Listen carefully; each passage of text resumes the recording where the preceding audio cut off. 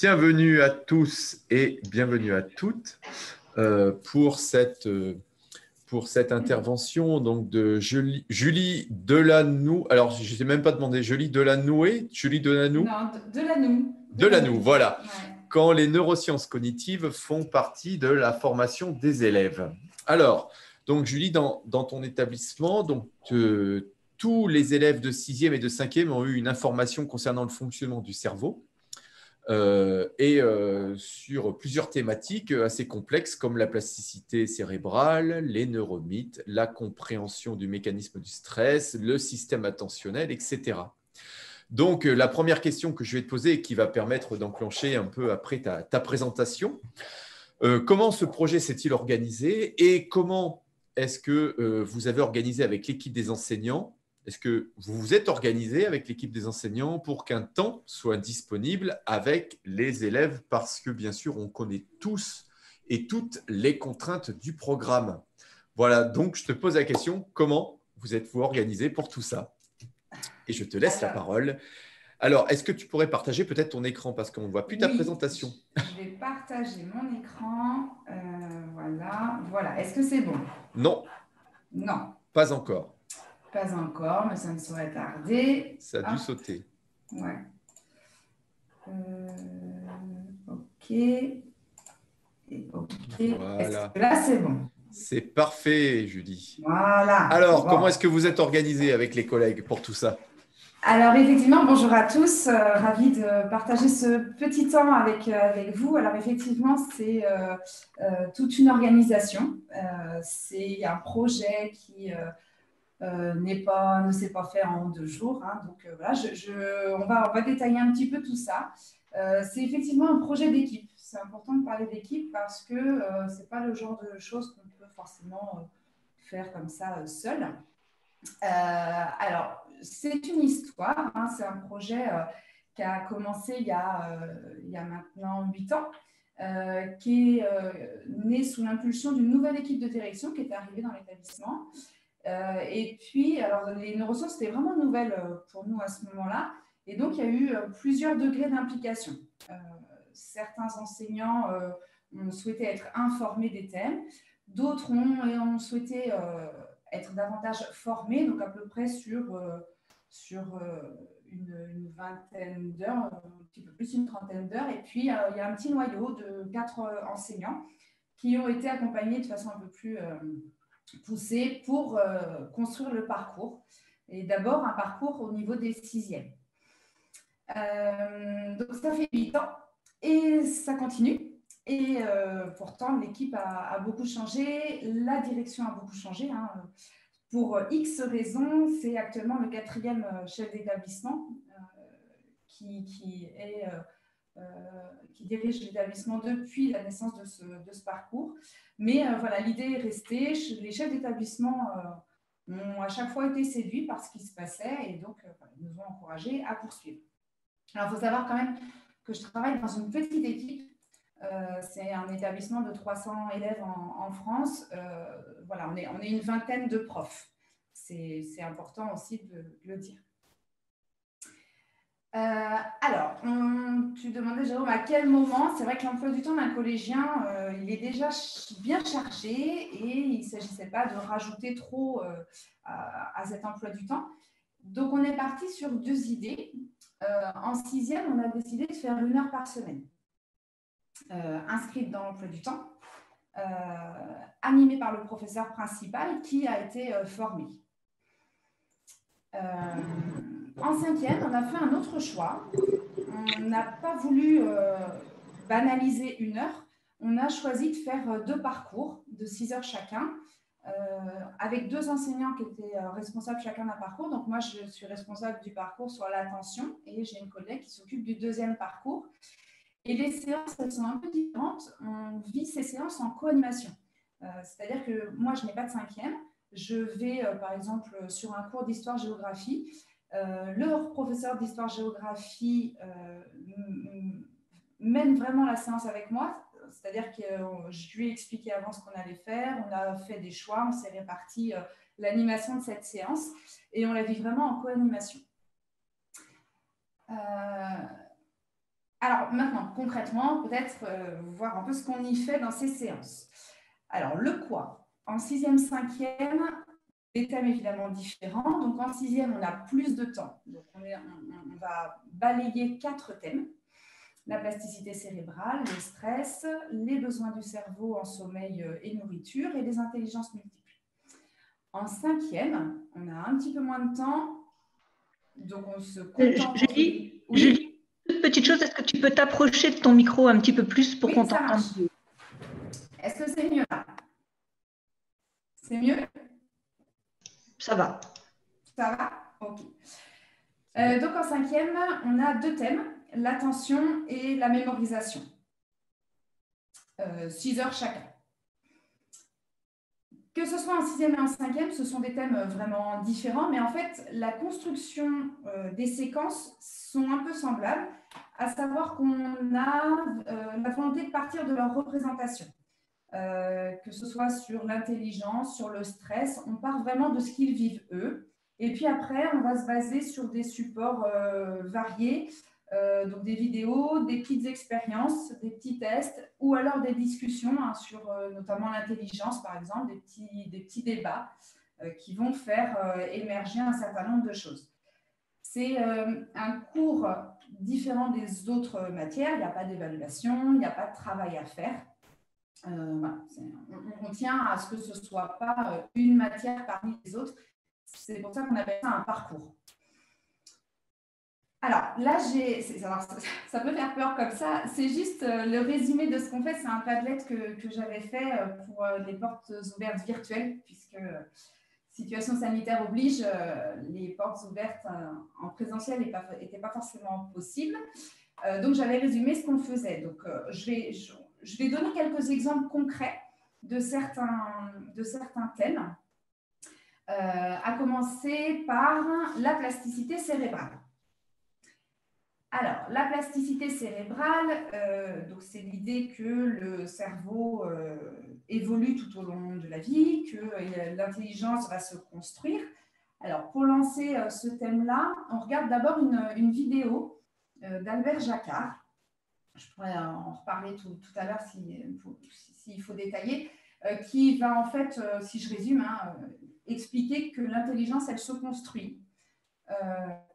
On n'est pas plus ou moins intelligent qu'un autre, etc. Il va parler aussi des neurones. On va expliquer le fonctionnement des neurones, on va expliquer comment les connexions se font, et on a eu l'idée de les faire manipuler la pâte à modeler. Pour cette idée de travailler aussi un petit peu différemment de ce qu'on fait peut-être dans nos cours habituels. La plasticité cérébrale, on fait aussi le parallèle avec des images concrètes. Ça va être aussi le cas dans d'autres thèmes. On va essayer à chaque fois d'accrocher des choses un petit peu plus concrètes pour faciliter la compréhension. Donc là, après le petit passage sur la pâte à modeler, donc on explique qu'effectivement, les connexions entre neurones, c'est un peu comme un chemin dans une forêt. Au début, il n'y a pas de chemin si on n'y est pas passé. Puis si on traverse notre forêt, il y a un petit sentier qui va se dessiner. Puis si on repasse souvent au même endroit, on aura carrément un vrai chemin. Et c'est la même chose avec les neurones. Les connexions se créent et elles se renforcent à force de croiser l'apprentissage. Cette idée de répétition, on va beaucoup insister sur la mémorisation aussi, donc elle sera vraiment importante. Alors, notre but, c'est absolument pas de faire un cours théorique. Alors, on utilise des mots, on utilise neurones, on dit même comment ça s'appelle, l'axone, etc. Mais ce n'est pas du tout un cours théorique. On ne demande évidemment pas qu'ils retiennent tout ça. Cette première séance, elle nous sert à planter le décor. Le décor, c'est l'intelligence se construit, on est tous intelligents, et puis, au passage, on tord un peu le cou à toutes les idées un peu rapides. Les garçons sont plus intelligents que les filles, ou l'inverse, ça dépend. Voilà, les droitiers moins que les gauchers, enfin voilà. Deuxième thème qu'on aborde, c'est le stress. Et là, j'ai mis 2 exemples d'activités qu'on fait. Alors, la première, là, à gauche de l'écran, on a des petits dessins qui symbolisent une situation. On les met en fait par binôme. Alors, ce sont des binômes, on les laisse se mettre ensemble parce que c'est un thème, il nous semble qu'il faut être en confiance pour parler de soi.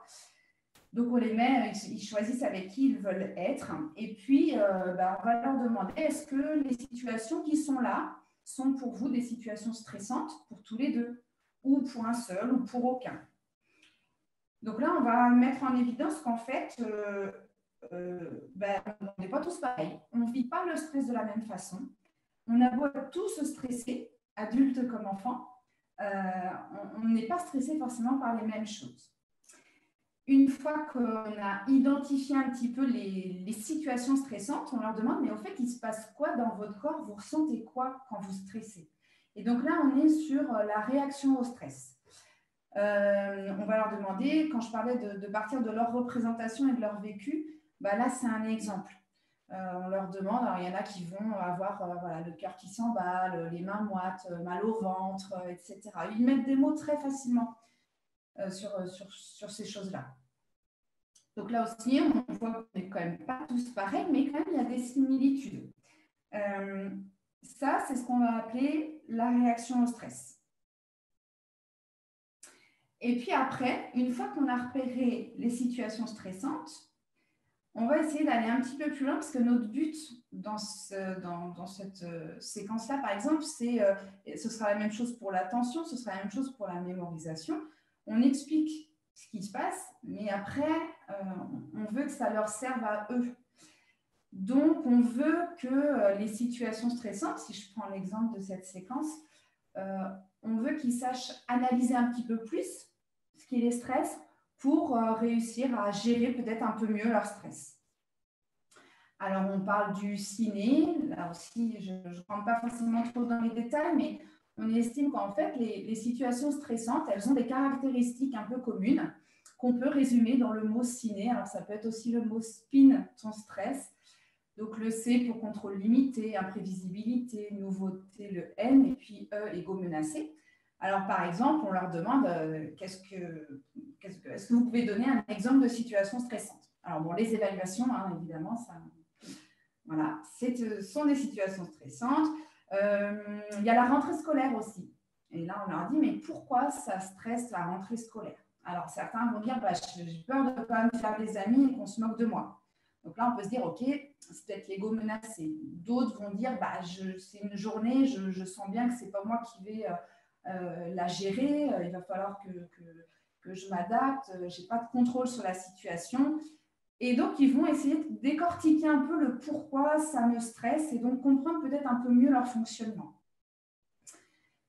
Il n'y a pas de bonne ou de mauvaise réponse là-dessus. Chacun analyse sa situation stressante et puis voilà, on peut proposer des pistes parce que c'est pas toujours facile de prendre de la hauteur sur des situations stressantes. Donc, voilà. Mais il n'y a pas de bonne ou mauvaise réponse, ils font leur cheminement. Alors là, c'est peut-être un peu plus individuel que d'autres parts du parcours. Et puis alors, on termine par une initiation à la relaxation. Prendre du temps, apprendre à respirer, à se détendre. En fait, l'idée, c'est de comprendre un peu ce qui se passe pour mieux gérer son stress, tout en étant bien clair. Le but, ce n'est pas de bannir le stress, parce que le stress, c'est quand même bien. C'est important des fois de stresser. C'est comme il est dit dans une petite vidéo qu'on utilise, le stress, ça nous aide à performer. Et puis, il y a dans des situations, il va falloir avoir un stress, par exemple un accident ou autre, il va falloir avoir cette réaction qui va nous permettre de réagir vite. Le but, c'est de maîtriser son stress pour qu'il ne devienne pas un stress type absolu. Et ce stress qui est bénéfique, on en parle aussi en disant, voilà, vous avez remarqué quand vous stressez, alors à la rentrée par exemple, si on reprend cet exemple-là, vous avez mal au ventre, vous ne dormez pas bien, vous avez les mains moites, etc. mais peut-être que c'est peut-être pas si négatif que ça. Il y a une raison dans le corps qui fait que c'est positif. Donc voilà, on essaie de mettre des mots là-dessus. J'ai mis aussi un autre exemple. C'est quand on aborde les intelligences multiples. Alors, j'y reviendrai à la fin, mais on le fait plus, on va pas le faire tout à fait comme ça cette année. En fait, ça, c'était un travail, donc les 8 intelligences multiples d'Howard Gardner. L'idée, toujours pour se dire qu'on est tous intelligents, mais peut-être pas de la même façon. On mettait à disposition des revues et puis les élèves allaient piocher des choses qui leur parlaient et puis essayaient de les relier aux 8 intelligences et puis formaient comme ça une espèce de portrait suivant les 8 intelligences. Autre exemple d'activité, alors cette fois-ci sur le sommeil. Donc là, on part toujours, comme l'autre fois, des représentations, c'est-à-dire faire un petit peu le point sur son propre sommeil. Donc, on donne un questionnaire qui est inspiré du petit livret. On donne un questionnaire sur comment tu dors, combien de temps, dans quelles conditions, est-ce que tu as du mal à t'endormir, est-ce que tu te réveilles la nuit. On fait un état des lieux du sommeil. Puis après, on va leur demander, mais en fait, pourquoi on dort, à quoi ça sert, est-ce que le sommeil, le cerveau, ça a un lien. Et puis, on va ensuite détailler. Alors, là aussi, pas de cours absolument théorique. On va avoir quelques petites notions importantes. On va expliquer des choses, mais toujours avec des images un petit peu concrètes. Donc, on compare la nuit à une succession de petits trains, chacun des trains étant composé des wagons. Et puis, alors, il y a des mots, un sommeil paradoxal qui peut être un peu impressionnant. On va expliquer ce que c'est que ce sommeil paradoxal. D'autant plus qu'en fait, c'est dans ce sommeil paradoxal que, notamment, on va avoir une phase importante d'activité du cerveau. Et que ce temps de sommeil paradoxal, il va être important pour fixer les apprentissages. Et plus il y aura d'apprentissage dans la journée, plus on aura besoin de ce sommeil paradoxal. Et donc là, l'idée, c'est que dormir 9 heures par nuit, ils sont tous OK pour ça. OK, d'accord, oui, il faut dormir 9 heures. Parce que d'abord, on n'arrête pas de leur dire. Donc, ils se disent que ça doit être vrai. Ce qui nous semble important, et c'est le cas dans beaucoup des thèmes qu'on aborde, c'est qu'ils comprennent pourquoi. Et qu'ils comprennent que s'il faut dormir 9 heures, c'est parce qu'on a besoin que les petits trains s'enchaînent, et notamment le dernier petit train qui aura le plus de sommeil paradoxal. Enfin, voilà. Et donc, il ne faut pas couper sa nuit. L'idéal, ce serait d'aller au bout de sa nuit pour être totalement reposé. Alors, en plus, il ne se passe pas que ça. Hein. Quand on dort, il y a aussi l'hormone de croissance sécrétée à d'autres moments. Enfin, voilà. Donc, pour ça, on s'appuie sur des petites vidéos d'une émission qui s'appelle « C'est pas sorcier ». Voilà, qui est intéressante. Hein. Je parlais tout à l'heure du fait qu'on partait de leur représentation et que notre but, c'est qu'ils puissent s'approprier les choses. Alors là, j'ai mis une carte mentale qui a été faite par un enfant de 6e, donc 11 ans, à la fin d'un parcours. Alors, c'était à l'époque où on voyait encore la mémoire en 6e. En fait, par expérience, on a décidé au début, on faisait tous les thèmes en 6e. Et on trouvait que c'était beaucoup. Donc, l'attention et la mémorisation, on les a poussés en 5e. Et à l'époque où on faisait ces thèmes-là en 6e, on avait aussi proposé cette carte mentale sous forme d'arbre et ils écrivaient ce qu'ils avaient compris sous la forme qu'ils voulaient. Et donc là, on est sur un enfant qui s'est vraiment approprié les choses. Alors, tout le monde ne va pas forcément sur cette forme-là, puis c'est pas grave, c'est pas un problème. Mais voilà, c'est la preuve qu'il y a des choses qui leur parlent vraiment. Là, il avait été emballé par ce parcours-là et je pense qu'il a su remettre en mots pas mal de choses et en dessin. Donc ça, c'est pour la 6e. Un autre exemple en 5e. Donc, je disais tout à l'heure qu'on ne veut pas que ce soit un cours théorique et puis une matière parmi les autres. Et j'ai mis ici un exemple de bilan de séance pour pour illustrer que c'est pas bien lourd. Il se passe plein de choses pendant la séance, mais ce qu'on va donner comme trace, on essaye de faire succinct.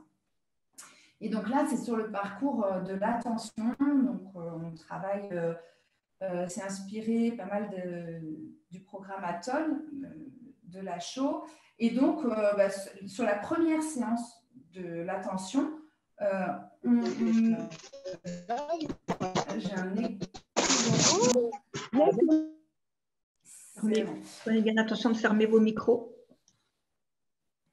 Sur l'attention, donc ça va être vraiment succinct, ces 3 petites choses à la fin de la séance. Et en fait, cette première séance, c'est l'occasion aussi de remettre encore une petite image concrète sur un concept simple, l'attention. Et donc, on compare l'attention à un faisceau de lumière.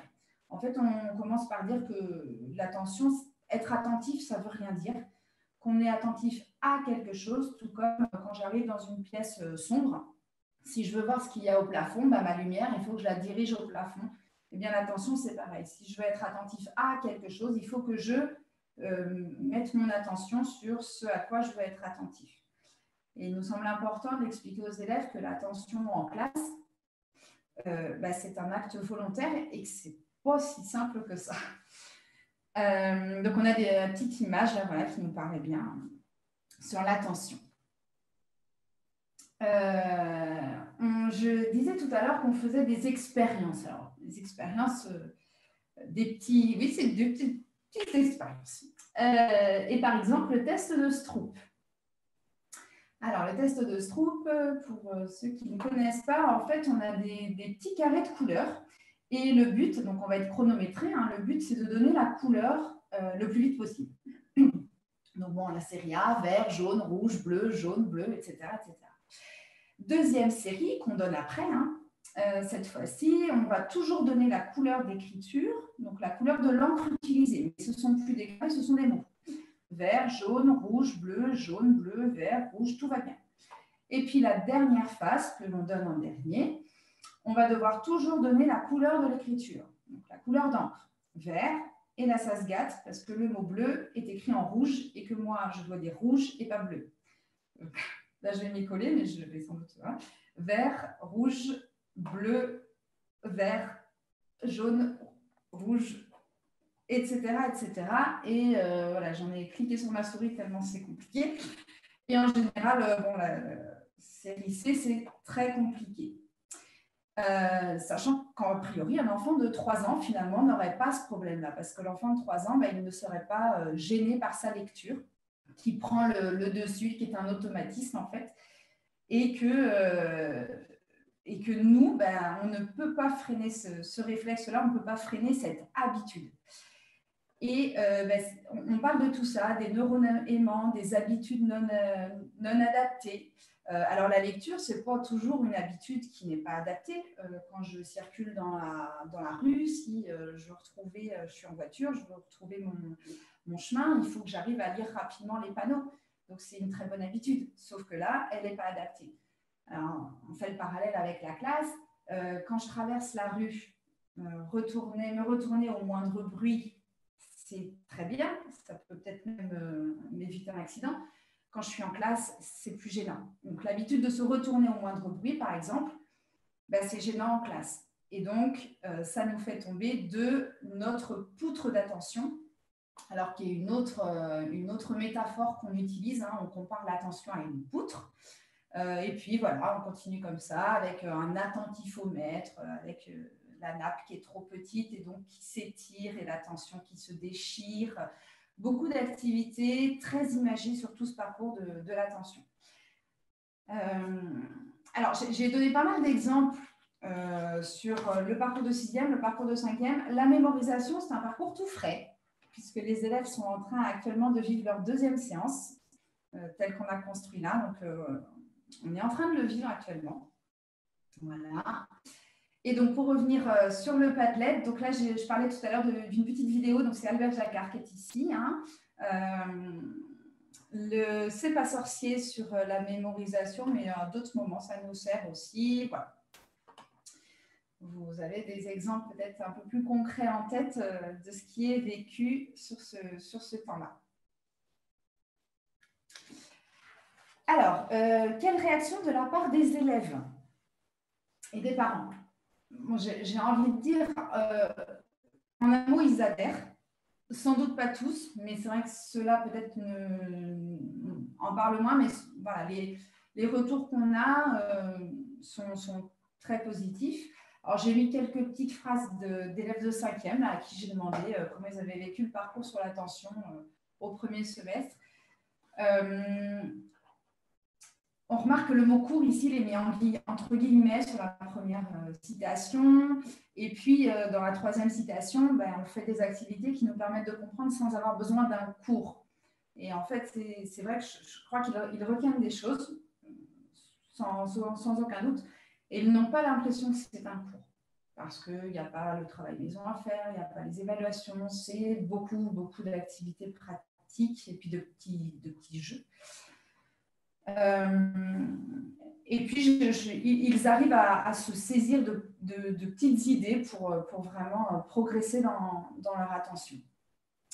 Alors, les parents, quand on présente ce projet-là aux portes ouvertes, ils sont souvent très, très intéressés. Lorsqu'on avait fait une année, 2 années même, on avait proposé un temps d'information aux parents des élèves de 6e.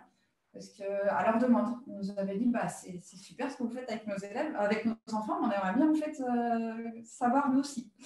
Donc on avait fait un petit temps, je crois que ce serait vraiment important de le reproduire parce que par exemple par rapport au sommeil, finalement si les parents avaient aussi des informations sur le sommeil de leurs jeunes, peut-être que ça faciliterait les choses à la maison.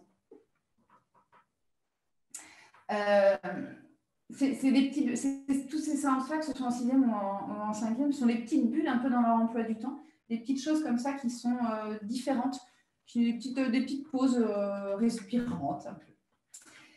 Quel impact côté enfant? Alors, j'ai pensé à la confiance en soi et à l'introspection. Je pense que ça, c'est plus sur le parcours 6e, notamment sur le stress, sur l'intelligence. Est-ce que je suis intelligent? Ce sont des moments où vraiment l'enfant se regarde un petit peu pédaler et je ne suis pas sûre qu'on ait vraiment l'occasion de le faire souvent dans nos matières respectives. Ils arrivent à s'approprier des outils, alors notamment par exemple sur l'attention. Certains utilisent des choses dont on a parlé. Donc, je pense que du coup, sur la mémorisation notamment, même si on n'en parle qu'en 5e, en 6e, on lance des petites choses. Et le fait qu'il faut répéter, et je pense qu'ils comprennent mieux pourquoi est-ce qu'on leur dit ça. L'état d'esprit de groupe, je trouve. Pourquoi? Alors, c'est peut-être plus difficile à mesurer, un état d'esprit de groupe. Je sais pas comment ce serait si on n'avait pas ce parcours-là. Mais c'est vrai que quand on voit ensemble que tout le monde est intelligent à sa façon, qu'on est tous différents, que peut-être qu'il y a peut-être moins de moquerie, il y a peut-être moins de jugement. Voilà. C'est sans doute difficile à mesurer. Ce point-là, c'est peut-être purement subjectif, c'est que mon avis. L'impact côté enfant encore, c'est une façon de travailler différente, ça c'est sûr. Prendre plaisir à apprendre. Prendre plaisir à découvrir des choses. Et puis alors moi, je suis fan du principe des petites graines qu'on sème un jour et puis qui poussent tout de suite ou pas, qui pousseront un autre jour et c'est pas bien grave.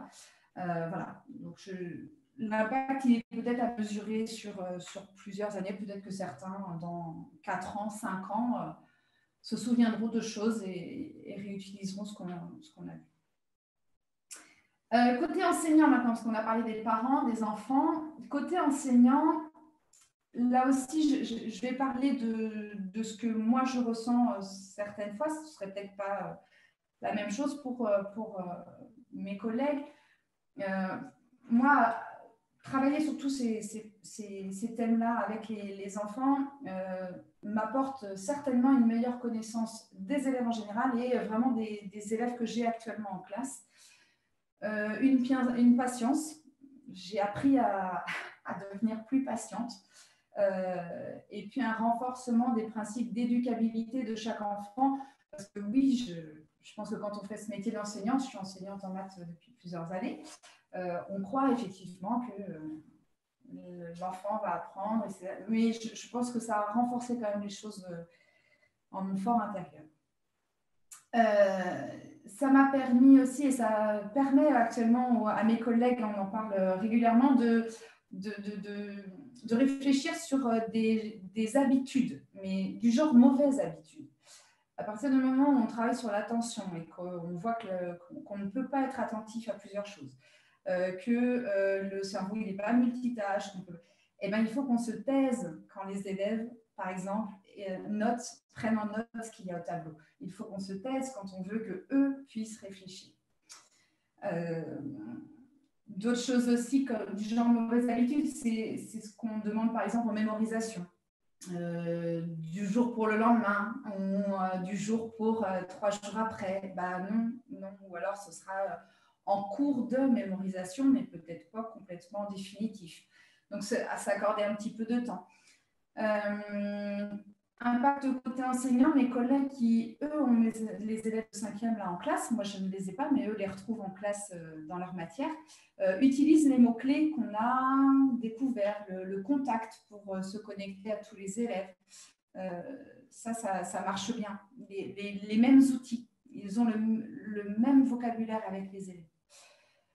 Et alors, pour ma part, toutes ces notions-là me donnent parfois envie de repenser le temps et l'espace. Alors, je m'explique. L'espace classe,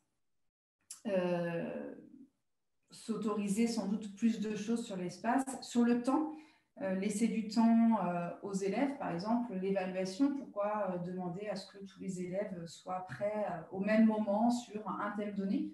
Et donc, on peut aller vers une évaluation à la demande, vers une différenciation. Et puis là, hop, ouvrir les portes, ne rien s'interdire et avoir beaucoup de propositions. Donc, je trouve que ça change quand même la façon de voir les choses. Ça change sans doute aussi notre façon d'enseigner notre matière, sans aucun doute. Alors, quelle évolution du dispositif? On est maintenant donc à 8 ans. Il a déjà beaucoup évolué. Et comme je disais au tout début, l'équipe a beaucoup tourné. Donc, je pense qu'il y a sans doute un moment donné où il faudra proposer un temps pour faire le point sur ce que l'on fait, parce que les professeurs de 5e sont bien au courant puisqu'ils sont intégrés aux séances. Ce n'est pas forcément le cas pour les autres qui viennent d'arriver. Et voilà, je pense que se prendre un temps à un moment donné, ce sera nécessaire. On a la préoccupation avec mon collègue en 6e d'éviter le ronronnement. Alors pourquoi je parle de la 6e? Parce que c'est par là qu'on a commencé et donc ça fait 8 ans, et même si on a adapté les choses, ça ronronne un peu. Et même pour nous, je crois que des fois, on a besoin d'un second souffle. La veille scientifique est indispensable, parce que mine de rien, 8 ans, ça paraît pas si lointain que ça, mais pour ce qui est des connaissances neuroscientifiques, ça va vite. Et puis, peut-être varier, remettre en question les thèmes. On pense par exemple intégrer les émotions qui, pour l'instant, ne font pas partie du parcours. Et sachant que dans l'établissement, on suit une formation sur la communication bienveillante, il y aura quelque chose à faire là-dessus. Peut-être les intelligences multiples, j'en parlais tout à l'heure, on ne le voit plus de la même façon. C'est-à-dire que les intelligences multiples, on a envie plus de le voir comme une illustration de la plasticité cérébrale. Aller toujours dans cette idée que tout le monde a une intelligence un peu différente, sans forcément passer une séquence dessus. Enfin voilà, des choses à mettre en perspective par rapport à notre vision des choses, à nos envies aussi. Et puis, surtout, se donner le temps. Alors, pour les élèves, pour les enseignants, c'est-à-dire que pour les enseignants, si le parcours n'est pas prêt l'année prochaine, ce n'est pas grave. Le parcours sur les émotions, on va le construire sur un an et on le vivra l'année d'après. Et si certains élèves n'ont pas lu les choses sur les émotions, ce n'est pas très grave. Ce n'est pas grave. On le fera plus tard. Et ça, c'est quelque chose qu'on a appris à faire, se donner du temps. Au début, on voulait vraiment tout faire d'un coup, d'un seul. Non, si on veut faire quelque chose qui tient la route et dans lequel on est à l'aise, il faut sans doute se donner du temps. Mais alors, pourquoi se lancer? Eh bien là, j'ai choisi quelques petites citations. La première de Gandhi, « Soyez le changement que vous voulez voir dans le monde ». Alors, dans l'idée que, en fait, les neurosciences, alors notamment en France, hein, ce n'est pas forcément quelque chose de très présent dans l'institution éducation nationale, et que si on le sent, bah, faut peut-être pas attendre que ça vienne forcément, que ce soit écrit institutionnellement. Deux petites phrases de Maria Montessori. « N'élevons pas nos enfants pour le monde d'aujourd'hui. Ce monde n'existera plus lorsqu'ils seront grands. Ainsi doit-on en priorité aider l'enfant à cultiver ses facultés de création et d'adaptation. Libérez le potentiel de l'enfant et vous transformerez le monde avec lui. » Ces deux phrases-là, moi, je les prends comme le fait qu'on va aider l'élève à se connaître et qu'en fait, se connaître, c'est sans doute un préalable à se sentir prêt à ce fameux monde de demain dont parle Maria Montessori. Et puis la créativité, nos séances sont aussi une occasion des fois de créer. Et enfin, ce n'est pas parce que les choses sont difficiles que nous n'osons pas, c'est parce que nous n'osons pas qu'elles sont difficiles. Et qu'effectivement, vu de loin, ça peut faire un petit peu peur, tout ça. Mais que si on se lance, si on prend son temps, si on communique avec d'autres, je pense qu'on peut réussir à faire de belles choses. Voilà, merci. J'en arrive au bout du résumé de tous ces parcours-là. Merci beaucoup de participer à cet atelier. Merci Julie. Alors on a eu, je pense que tu as répondu à toutes les questions toutes les choses qu'on avait listées et on a eu des questions dans le chat. Alors on a eu une première question, il y a eu quelques débats dans le chat sur les intelligences multiples. Est-ce que ce sont des neuromythes ou est-ce que des collègues dans le chat disent que ce sont des neuromythes? Il y a eu quelques échanges. Est-ce que tu pourrais nous en dire peut-être un peu plus? Alors oui, donc les intelligences multiples. Alors quand on a construit le parcours, il se trouvait que les intelligences multiples faisaient partie. Alors c'est un petit peu le problème des fois avec certains thèmes, c'est que c'est des fois un petit peu à la mode. Et puis, en fait, les intelligences multiples, Howard Gardner a eu la bonne idée de lancer cette histoire de 8 intelligences multiples pour casser l'idée qu'on est intelligent ou on ne l'est pas et on est tous pareils, etc. Donc, ça a au moins l'avantage d'ouvrir les portes vers on est tous différents et on est tous intelligents. Nous, on prend un petit peu nos distances par rapport aux intelligences multiples et c'est pour ça qu'on ne veut plus forcément le faire comme une séquence à part entière. Pourquoi prendre les distances? Parce que, donc là, au départ, c'est ce qu'on avait fait, on faisait un questionnaire et puis, voilà, c'est toujours le problème des étiquettes. À un enfant, c'est un peu comme tous les modes d'apprentissage. À un enfant, on va lui dire toi, tu es, toi, tu es, toi, tu es. Et puis après, une fois qu'on est étiqueté, c'est un peu bloquant. Donc voilà, on le voit plutôt vraiment comme une mise en avant des talents à un moment donné, plus que comme vraiment un fonctionnement du cerveau. Merci, n'hésitez pas à réagir ou dans le chat. Tu as parlé d'une vidéo au début et sur la plasticité cérébrale. Ouais. Et Marilyn demandait quel était le titre de cette vidéo. Peut-être pour y avoir accès Oui, alors plus tard. Ça s'appelle La vraie intelligence. Je la refais. La vraie intelligence. Albert Jacquard. C'est en fait une interview, c'était pour la télé. Et c'est une petite interview, alors ça dure 5 minutes. Et c'est Albert Jacquard qui est. On devrait la regarder tous les matins avant de partir au travail, c'est merveilleux. Merci beaucoup. Je remonte un petit peu le chat pour voir les questions. Peut-être qu'il y en a d'autres. Attendez, je descends. Alors, hop. Ah oui, alors il y avait une question de Mylène. Si nous n'avions pour des contraintes de temps qu'un seul thème à exploiter en classe. Lequel conseillerais-tu? Question difficile. Ouais. En fait, je pense que c'est difficile La plasticité cérébrale, elle est un peu au démarrage, quoi. C'est-à-dire que c'est compliqué de parler de tout le reste si on n'a pas fait un petit peu cette partie-là. C'est mon point de vue. Je pense que si on n'a jamais parlé déjà de ce cerveau qui se construit, de ces mots-là, neurones, etc., on va avoir du mal à relier, par exemple, ne serait-ce que le sommeil. On va avoir du mal à expliquer ce qui se passe dans le sommeil paradoxal si on n'a même pas évoqué le fonctionnement du cerveau.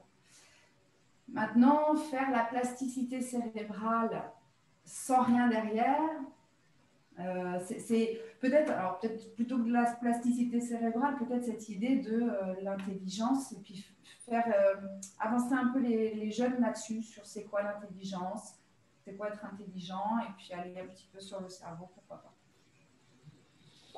C'est une porte, je pense que c'est une porte d'entrée, et je me dis que la plasticité avec un petit truc derrière, au choix, ça peut être pas mal. Merci. Alors, une autre question. Il y a plein de questions dans le chat, hein, Julie. On en profite. Comment, alors, je sais, si vous voulez prendre la parole aussi, n'hésitez pas à prendre la parole. Alors, une question de Rafa.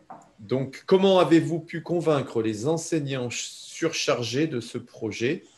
Est-ce que vous avez rencontré une résistance? Donc, je pense que là, c'est plutôt au niveau de l'équipe enseignante que le ou la collègue veut parler. La réaction des enseignants d'autres classes, comme les 4e, par exemple, vu que là, tu nous as décrit un travail avec les 6e et 5e. Alors, je suis dans un établissement de taille limitée, c'est-à-dire qu'on est une vingtaine d'enseignants. Donc, l'adhésion de tous, c'est compliqué. On peut pas, et puis je crois qu'on ne peut pas forcer tout le monde à adhérer à ça. On n'a pas tous le même intérêt pour les choses, et je pense qu'il ne faut pas forcer.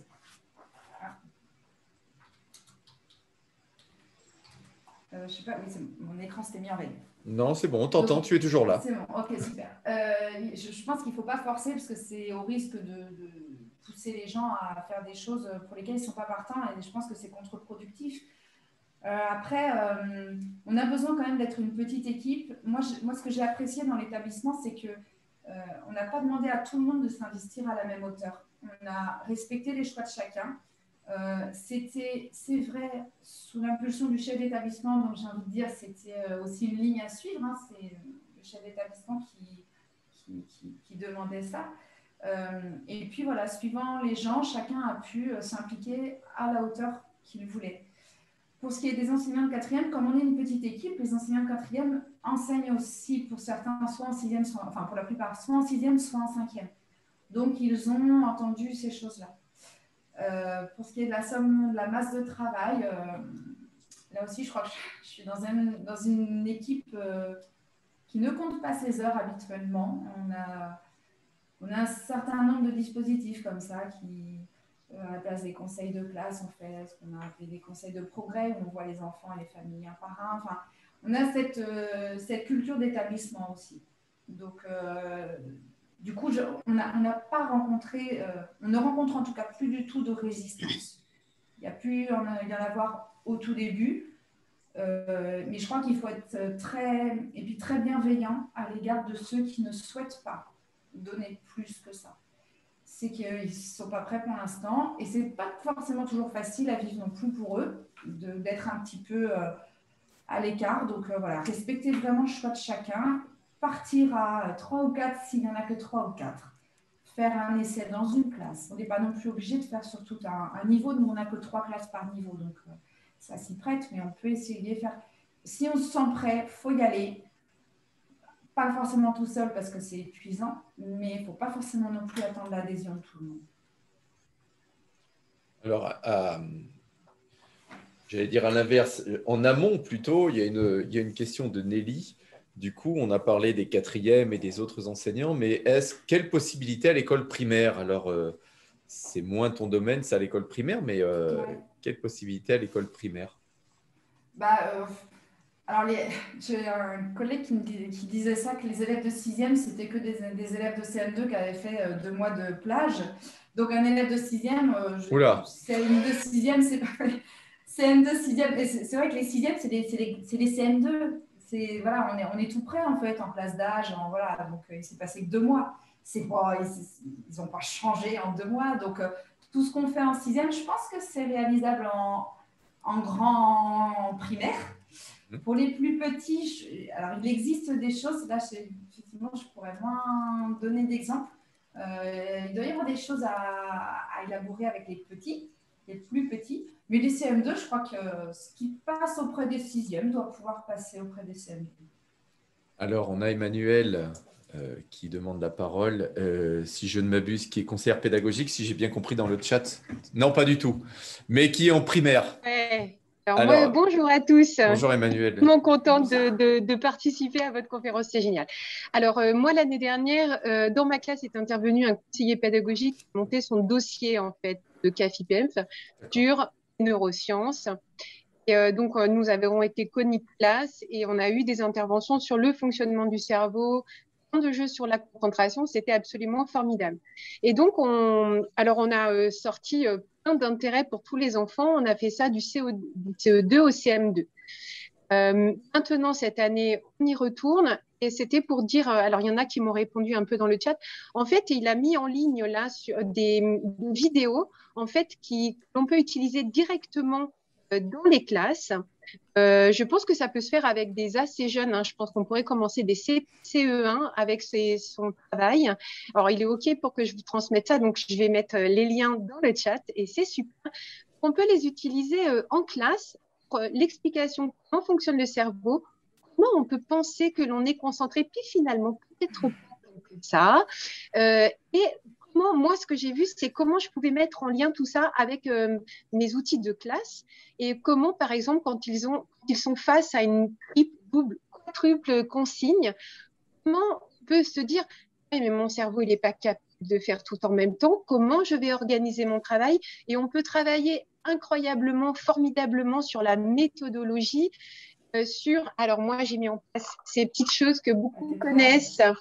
Et là, ils le mettent, par exemple, pour m'indiquer et indiquer à leurs copains quel degré de concentration ils ont besoin d'avoir dans la classe. Là, par exemple, ce serait bien que vraiment personne ne me dérange jusqu'au bleu où, en fait, là, je suis sur une activité où moi, je suis à l'aise, je peux aussi vous aider s'il y a besoin. Et comme vous le disiez tout à l'heure, apprendre à se taire. Je suis désolée parce que moi, j'ai un débit de parole assez important, mais c'est tellement passionnant ce que vous faites. En fait, c'est d'apprendre effectivement à se taire pour l'enseignant. Et justement, ces moments-là, moi, mes élèves, ils font ça. C'est pas le moment que je leur dise, ah, pas ramasser les cahiers du jour, vous pouvez me les donner pendant que... Non, ça, c'est aussi apprendre qu'effectivement, les moments de concentration, les moments de travail, eh bien, il faut aussi, nous, enseignants, qu'on apprenne à se taire, ce qui n'est pas le plus facile, parce que parfois, on a besoin de compenser plein de choses, la de suffisamment les accompagner. Mais voilà, c'était pour vous dire tout ça. Votre travail, il est super et qu'il y en a plein, et notamment dans la Vienne, on est super nombreux à travailler dans ce domaine-là. Donc, on commence en élémentaire et justement, j'ai l'impression, moi, que ça part beaucoup des plus jeunes et on essaye de diffuser vers le haut.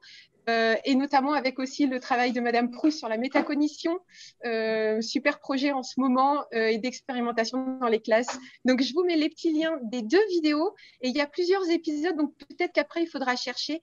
Je vous mettrai le nom du conseiller pédagogique qui s'appelle Eric Zahn. Merci de m'avoir écouté et donné la parole. Merci. Merci Emmanuel, super. Il y a d'autres collègues qui mettent quelques liens dans le chat, effectivement. Et un collègue qui parle ou une collègue du magistère. Il y a un parcours magistère. Alors, pour les collègues qui sont en France, vous l'avez en accès libre, pédagogie efficace de la mémoire au cycle 3 et 4. Pour les collègues qui sont à l'étranger, on ne l'a pas en accès libre. Malheureusement, pour l'instant, on n'y a pas accès. C'est un peu dommage. Mais voilà, alors j'essaye de… il y avait… Alors, C'est Alané ou Salamé, je ne sais pas quel est le prénom, qui a demandé la parole aussi, qui a levé la main. Oui, oui.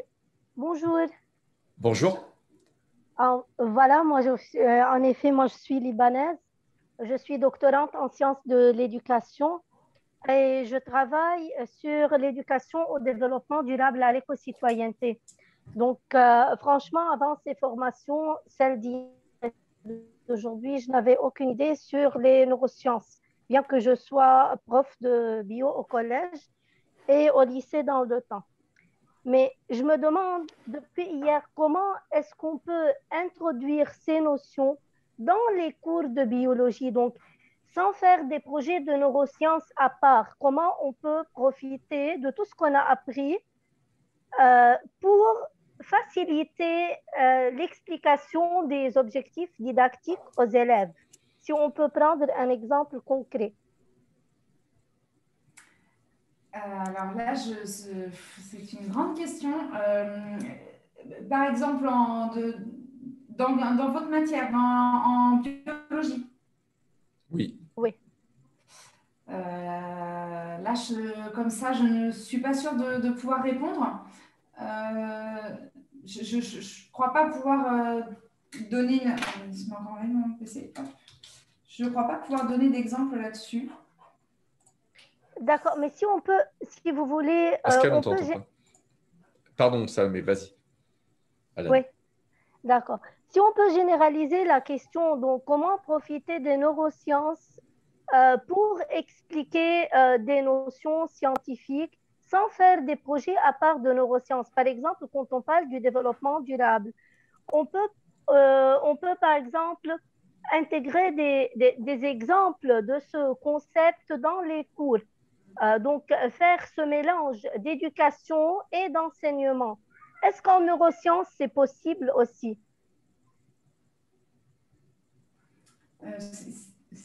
Pascal, tu voulais parler? Ton micro est fermé, Pascal. Excusez-moi. Est-ce que je peux m'autoriser à répondre, Julie? Vas-y, ouais. Merci, Madame Salamé, pour votre question. Moi, je crois que les neurosciences, vous avez raison, c'est très important si vous êtes privilégié, si vous êtes en éducation scientifique, parce que vous avez la possibilité d'avoir accès à des informations que les autres n'ont pas. Vous pouvez les expliquer aussi beaucoup plus simplement en faisant de la vulgarisation scientifique de haut niveau. Donc, vous avez cette compétence-là, c'est plutôt extraordinaire. Je crois que les enfants, comme disait très bien Julie tout à l'heure, peuvent entendre des choses aussi simples que la plasticité cérébrale. Et Julie le disait très bien, la plasticité cérébrale, c'est comprendre que nous évoluons tous. Et qu'il est faux de croire qu'on est avec un certain nombre de neurones à un moment et puis qu'après, voilà, que même au départ d'ailleurs, nous n'aurions pas tous le même nombre de neurones et que certains enfants seraient plus à même d'être intelligents que d'autres. Ça, je crois qu'effectivement, en tant qu'enseignante, SVT ou pas, vous avez un rôle très, très important à jouer par rapport à ça. C'est un message que vous donnez aux enfants qui peut-être a justement plus de valeur parce que vous êtes prof de SVT, mais c'est un message que vous pouvez donner à vos enfants et à vos collègues qui est l'ouverture à tout ce travail sur l'éducabilité dont parlait Julie, justement. Comprendre que nous sommes tous modifiables, c'est la clé de voûte de l'éducation et de l'apprentissage ou de l'enseignement. Quand on est sûr de ça, quand on croit en ça, je crois que, j'ai envie de dire, tout est possible à la fois pour les enseignants et à la fois pour les enfants. Et il y a tellement d'enfants qui ne croient pas en leur éducabilité. Et déjà, on voit, vous parliez en primaire, on voit des petits bouts de chou à la maternelle quand vous les questionnez sur est-ce que tu es intelligent? Il y en a déjà qui disent non, je suis bête. Et moi, ça me donne juste envie de pleurer quand j'entends ça. Parce que ces petits bouts de chou, ils ne savent pas ce qu'est l'intelligence, mais déjà, ils ont entendu ce qu'était l'intelligence et déjà, ils se sont collés une étiquette.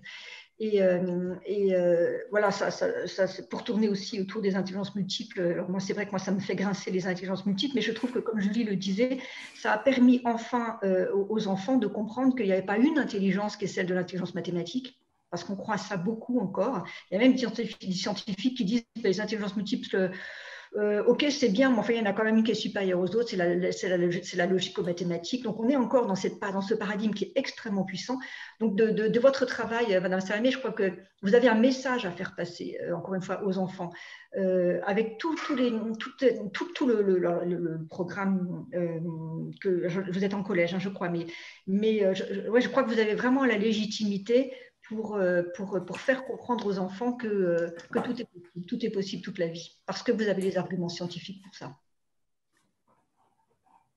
Oui, merci beaucoup, madame. Et peut-être au moins on peut utiliser ces informations au début de l'année scolaire, lors des séances de normalisation où on fait où on fait la connaissance des élèves, peut-être. Oui, puis vous savez, même les tout petits, certains parlaient du primaire, même les tout petits bouts de chou arrivent à comprendre à la maternelle, en primaire, ce dont a parlé Julie tout à l'heure, ils sont capables de comprendre ça. Les enfants ont une capacité réflexive hors du commun et on s'en rend bien compte quand justement on travaille ces contenus un peu hors scolaire. Donc, en tout cas, c'est forcément quelque chose qui s'installe et qui s'instaure en début d'année scolaire. Mais, alors, c'est bien de l'instaurer, mais il faut que les enfants sentent que les enseignants n'ont pas de doute sur cette réalité-là. Dès lors qu'ils sentent que les enseignants ont des doutes sur l'éducabilité pour tous, alors ils prennent ça en pleine figure et ils se reculent. D'accord, merci beaucoup, merci. Bonsoir, Marie-Bernadette, pardon. Moi, je voulais juste témoigner sur le travail que j'ai utilisé, celui qui vient d'être présenté, mais en lycée professionnel. Et pour faire lien avec l'intervenant, enfin l'invité qui vient de témoigner, moi, j'utilisais la présentation des intelligences multiples en début d'année et lors de mes cours d'accompagnement. J'étais professeure en prévention santé-environnement et en terminale, en première, il y avait des éléments nécessaires dans ma matière et je faisais référence au livret et surtout des éléments de connaissance de soi qui étaient intéressants et qui notamment permettaient à certains jeunes de se positionner dans leur recherche de stage, à savoir pour certains qui se découvraient une intelligence naturaliste, par exemple, ou ceux qui avaient des intelligences musicales, d'aller chercher leur stage dans des secteurs professionnels en lien avec leur prédominance préférentielle, enfin leur préférence. Et en fait, je l'ai utilisé aussi comme cela à côté justement de mes cours en prévention santé-environnement et notamment en terminale, puisqu'on aborde les risques psychosociaux. Cela me permettait aussi d'expliquer tout ce qui était les notions de stress et les relations avec justement l'importance de l'intrapersonnel, de l'interpersonnel. Voilà pour ce que je peux apporter aujourd'hui sur ce domaine-là. Là, actuellement, je l'utilise, mais avec des jeunes migrants. Et j'en suis qu'au début parce que je l'utilise ponctuellement à côté de ma matière qui est microbio de l'alimentation actuellement. Et il faut que j'approfondisse avec eux pour travailler différemment. Voilà ce que je pouvais vous dire ce soir. Merci Marie-Bernadette. Je vous en prie. Enfin, j'ai une formation en sciences de l'éducation aussi. Et donc, et puis une autre formation aussi. Et donc, c'est à partir de ma formation en sciences de l'éducation que les apports des neurosciences m'ont permis de faire du lien aussi. Voilà, mais bon, j'ai pas approfondi comme les enseignants qui présentent actuellement leur travail ont pu approfondir dans une démarche de recherche complète et intégrée. Et je trouve ça intéressant, tous ces témoignages. Moi, personnellement, ça me redonne des clés actuellement. Voilà, je voulais vous remercier. Merci bien. On arrive à la fin de l'heure.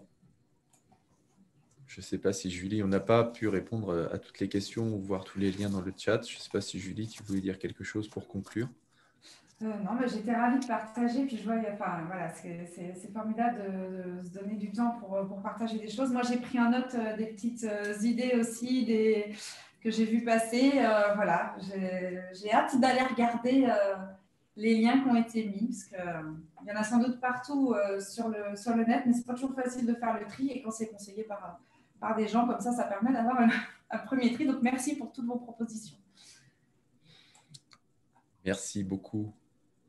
Merci à toutes et tous et merci beaucoup Julie pour ton intervention. Merci à tous. Et Pascal pour l'organisation.